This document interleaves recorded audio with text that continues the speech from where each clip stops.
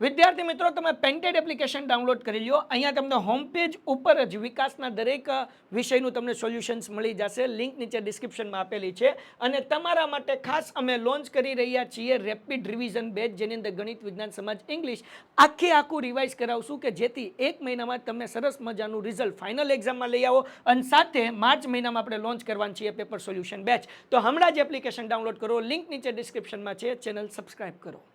નમસ્કાર વિદ્યાર્થી મિત્રો, આજના વિડીયોમાં આપણે જોશું વાર્ષિક પરીક્ષા 2026 વિકાસ અસાઇનમેન્ટ ધોરણ 9 વિજ્ઞાન વિભાગ બી પ્રકરણ 12.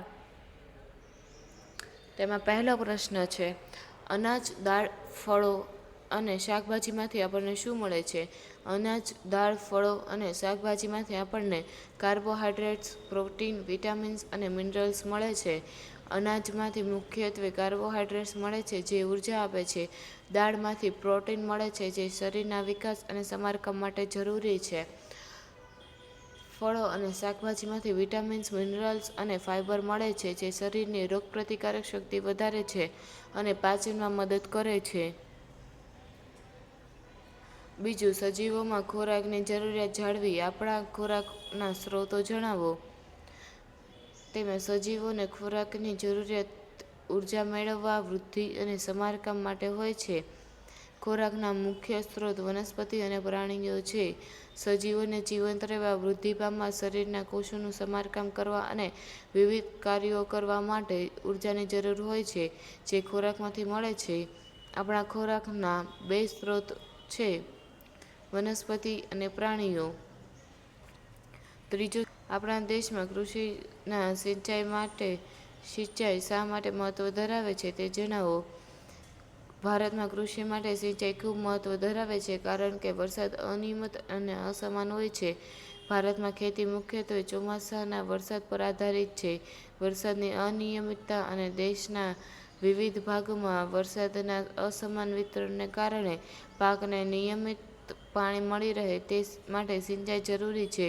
સિંચાઈથી ખેડૂતો એક કરતાં વધુ પાક લઈ શકે છે અને પાકની ઉપજ વધારી શકે છે. ચોથો સવાલ, પશુપાલન અને મરઘાપાલનની પ્રબંધક પ્રણાલીમાં શું સમાનતા છે?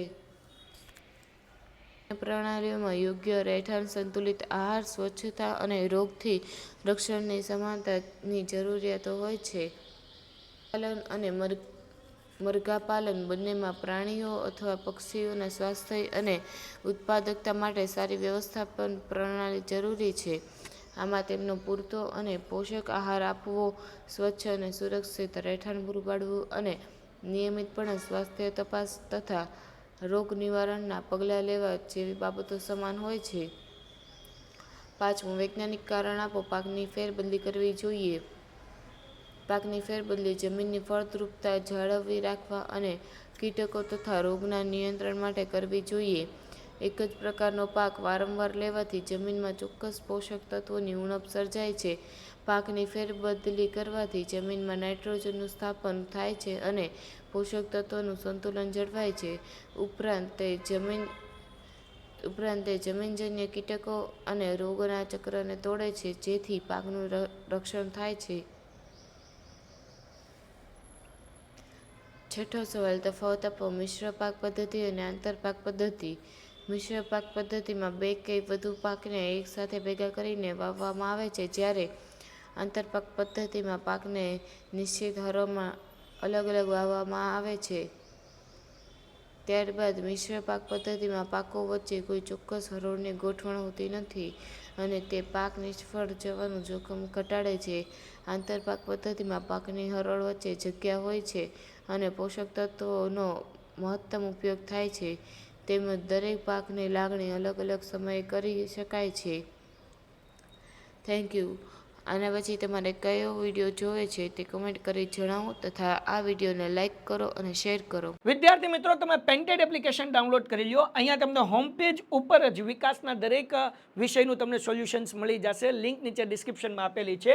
અને તમારા માટે ખાસ અમે લોન્ચ કરી રહ્યા છીએ રેપિડ રિવિઝન બેચ, જેની અંદર ગણિત, વિજ્ઞાન, સમાજ, ઇંગ્લિશ આખું રિવાઇઝ કરાવશું કે જેથી એક મહિનામાં તમે સરસ મજાનું રિઝલ્ટ ફાઇનલ એક્ઝામમાં લઈ આવો. અને સાથે માર્ચ મહિનામાં આપણે લોન્ચ કરવાની છીએ પેપર સોલ્યુશન બેચ. સ્ક્રેચ. તો હમણાં જ એપ્લિકેશન ડાઉનલોડ કરો, લિંક નીચે ડિસ્ક્રિપ્શનમાં છે. ચેનલ સબસ્ક્રાઇબ કરો.